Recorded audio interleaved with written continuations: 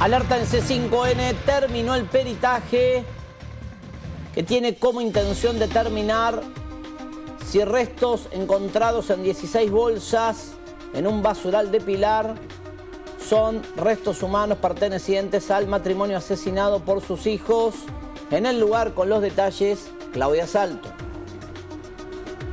Bien lo decías, Mauro, estamos en el Comando de Prevención Comunitaria, aquí en San Isidro, donde se realizó estos análisis de las 16 bolsas, donde también se extrajeron diferentes elementos, exactamente para corroborar si esto efectivamente son restos óseos y pertenecen a restos humanos.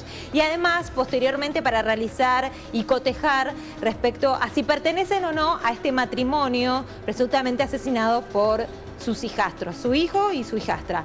Pero para más detalles, quien estuvo desde el comienzo de este análisis es la abogada defensora de Leandro, uno de los hijos de este matrimonio. Estamos hablando de Mónica Giribín, para que nos comentes cómo fue el trabajo realizado hoy aquí por la Policía Científica. Es un trabajo muy intenso y destacable. Estuvo presente el secretario de Fiscalía, el doctor Benítez, el comisario mayor Palacios, que está a cargo de la Policía Científica de San Isidro. También contamos con licenciados en antropología como Federico Lembo, Mariana Valderrama, también un técnico químico, Ferella, y odontólogos forenses, Celi Zulema, Sosa Sergio y el médico legista, el doctor Cheuquel Raúl.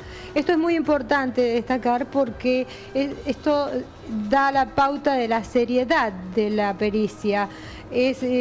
Normalmente no asisten los abogados o a las pericias, no se las toma como se debe. Esta pericia ha sido extremadamente seria con todas las medidas que se deben tomar. Aquí se ha podido establecer la apertura de las 16 bolsas, se extrajo algunos restos aparentemente óseos que podrían tener que ver con los cadáveres de las víctimas que estamos tratando. Los restos que se llevaron, también hay fragmentos de telas.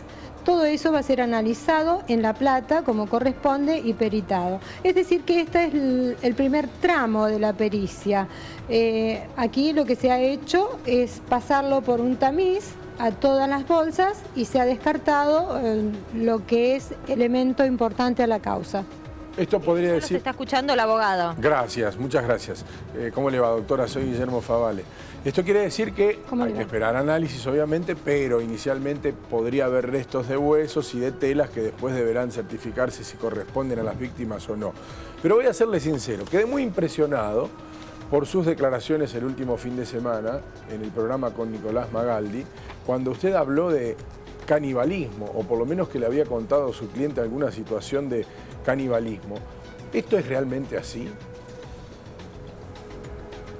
Es lo que él me contó, sí, es su versión. ¿Y doctora? Sí. No, perdón, le interrumpí, diga.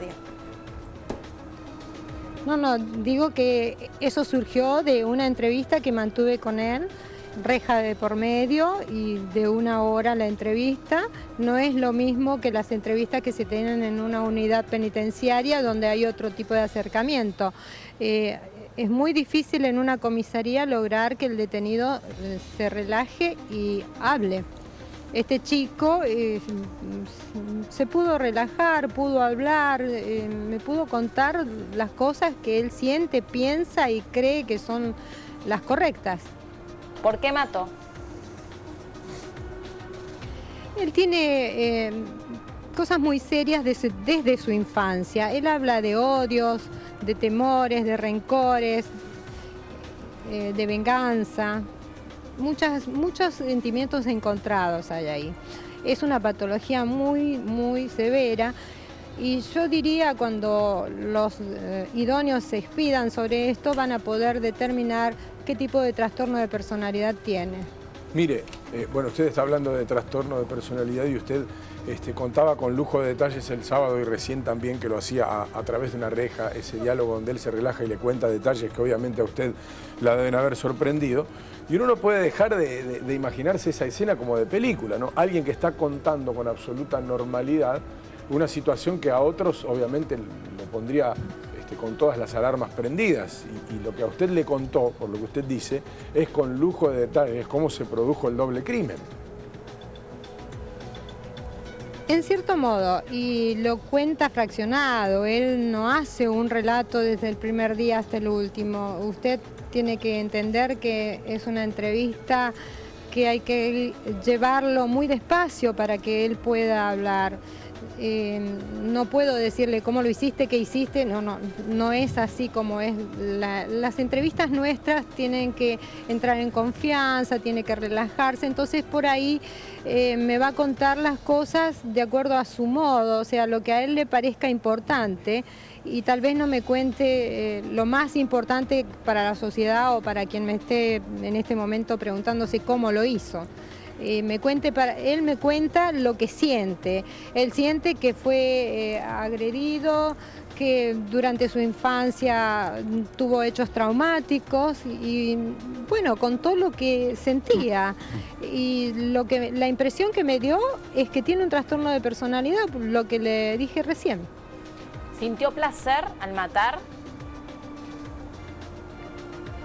Él dice haberse sentido tranquilo, él dice haber sido algo orgásmico. Él dice que fue algo orgásmico. Y escúcheme, cuando hacía este relato, cuando le decía, me comí un pedacito de uno de los cadáveres y fue algo orgásmico, ¿en qué tono le contaba esto? O sea, ¿él traslucía por algún momento alguna sensación? ¿Lloraba? Sí. ¿Sonreía? ¿Estaba serio? ¿En qué matiz le contaba eso? Justamente, es algo que yo lo he dicho en todas las entrevistas. Él en ningún momento ha llorado, ni ha estado angustiado, ni mucho menos. Los altibajos que puede tener en la conversación es que de repente baje mucho la voz, se acerque mucho a la reja para decírmelo en secreto. Y después ese último relato, que es muy difícil de explicar, es como sensual, es como cuando una persona lo está contando con cierto dejo de placer, exactamente. Es así como me lo relató y bueno, lo hizo agarrándose de las rejas, o sea, es como... Muy raro. Tal cual lo dice la palabra, es como lo expresaba. Doctora Mauro Zeta la saluda, gracias por atendernos. ¿Usted le creyó? Gracias. ¿Usted le creyó ese relato? ¿Usted le creyó el relato ese de sentí alivio? ¿Usted le creyó o piensa que él arma un relato para justificarse a sí mismo el hecho? No pienso que arma nada. Ajá. No arma nada, porque son todos relatos... espontáneos. Es decir, no son correlativos, son relatos, diría, incoherentes y aislados. No es una cosa que está contando paso por paso correlativamente. Al ser ininterrumpido su relato y con cosas diversas, o sea, de repente me va a hablar del hecho traumático y de repente me va a hablar de cómo se siente él hoy. De repente me va a decir, no quiero que mis hermanos estén con la familia. Esas cosas están desordenadas. Mónica, ¿alguna vez a lo largo de su trayectoria se topó con una personalidad semejante, con alguien que cuente con esos detalles, algo tan difícil de comprender? ¿Alguna vez a lo largo de su carrera le pasó esto? Sí, he tenido un cliente que ha hecho algo similar. ¿Y su comportamiento era igual? Con la diferencia que no lo contaba y sí tenía ese comportamiento de estar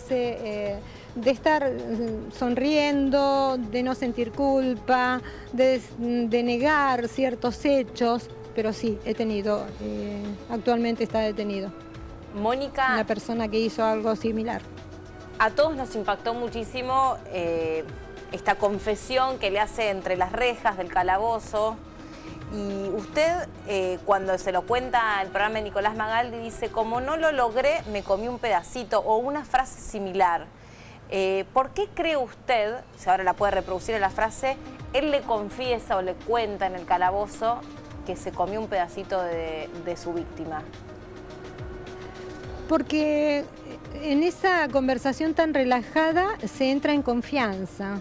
Y cuando se entra en confianza, muchas veces el imputado se distiende tanto que, bueno, ya se pone verborrágico y empieza a hablar lo que piensa, lo que sienta, lo que imagina, lo que alucina o lo que vivió. ¿Y qué refiere concretamente?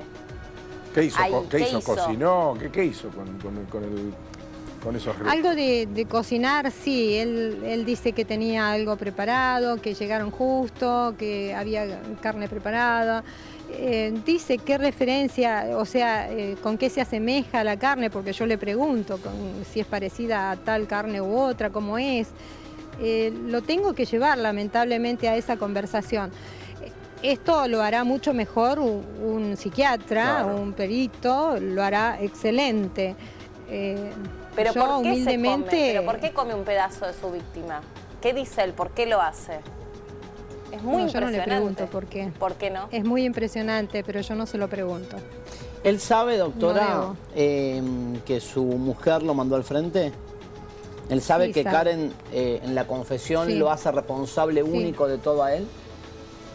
Y se enojó muchísimo porque en un principio él quería que yo defendiera a Karen. A los dos.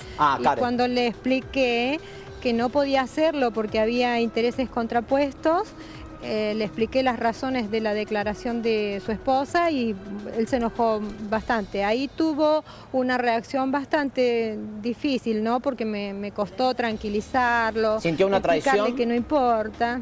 ¿Cómo? ¿Sintió él una traición? Sí. ¿Compartió una más. alguno de los... ¿Cómo una más? Oh. ¿Qué quiere decir con eso?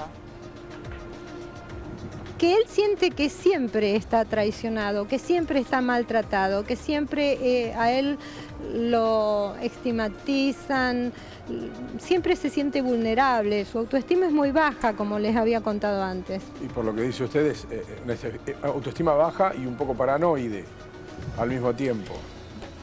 Sí, lo dije en uno de los programas, los rasgos esquizofrénicos, paranoicos, ahí sí, usted habló de esquizofrenia. Cerca, pero bueno, no puedo decir...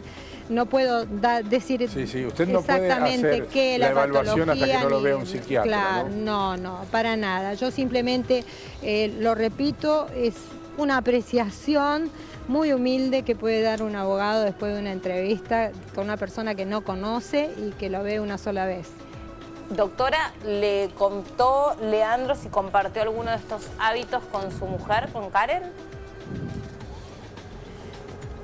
El hábito de que usted refiere canibalismo, por ejemplo. A eso...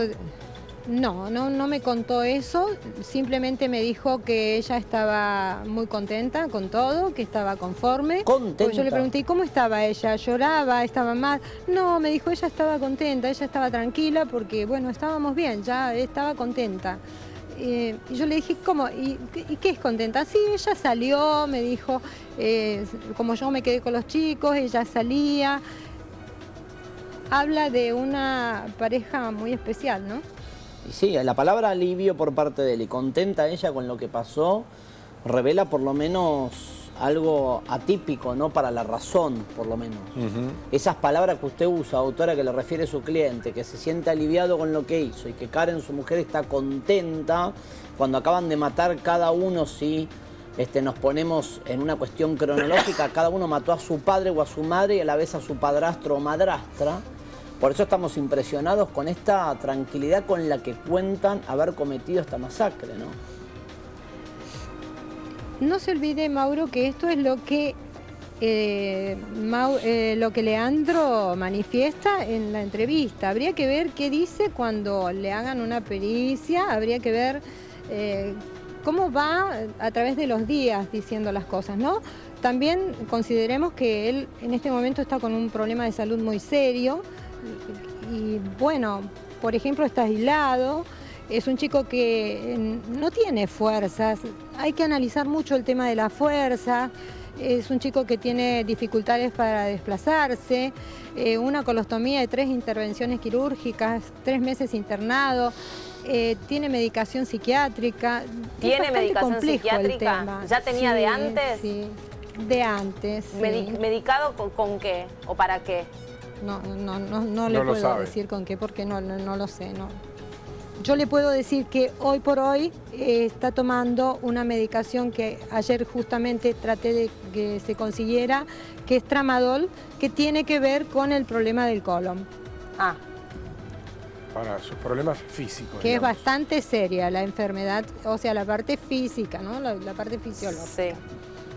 ¿Y cuál es el problema? ¿Usted sabe cómo se llama la enfermedad que padece desde siempre? Porque los vecinos decían siempre estuvo enfermo, o por lo menos desde que llegó a esa casa. Conocen, está Mire, enfermo. Hay una testigo que después se presentará en la causa y dará más detalle, pero tengo entendido que ya a los 10 años presentaba cuadros extraños, por ejemplo, caída de pelo por nervios, lo que se llama alopecia, creo. Alopecia. Sí, Alopecia claro. nerviosa. Y este chico ya lo tenía a los 10 años. Tengo entendido que eso es así y muchas cosas más que hay por ahí que seguramente ya estarán en fiscalía porque entiendo que hay un legajo aparte que con muy buen tino el juez de garantías ha hecho.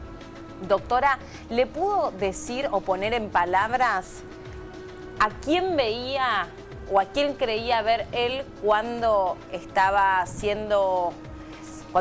quitándole la vida a su padrastro? O sea, ¿qué situación él estaba proyectando ahí en su padrastro? Es decir, porque usted cuenta que viene de una infancia de una situación muy particular, con hechos muy traumáticos.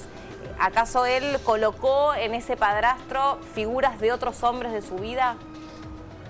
Seguramente fue así y habría que ver qué pasó en ese segundo, ¿no? En ese minuto.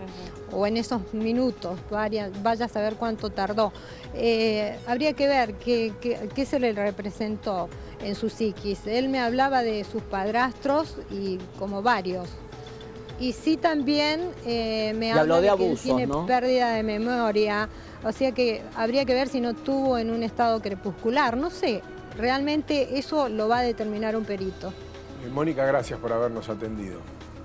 No, disculpen, y gracias a ustedes. Y gracias también a Claudia Salto en nuestro móvil. Bueno, es muy impresionante, Sí, es muy impresionante el relato que hace la doctora, ratificando lo que dijo el sábado, de un comentario bien concreto que su cliente le hizo sobre una situación que se vuelve espeluznante, de chequearse o de confirmarse en la causa. Estaremos ante uno de los hechos más resonantes de la historia policial argentina.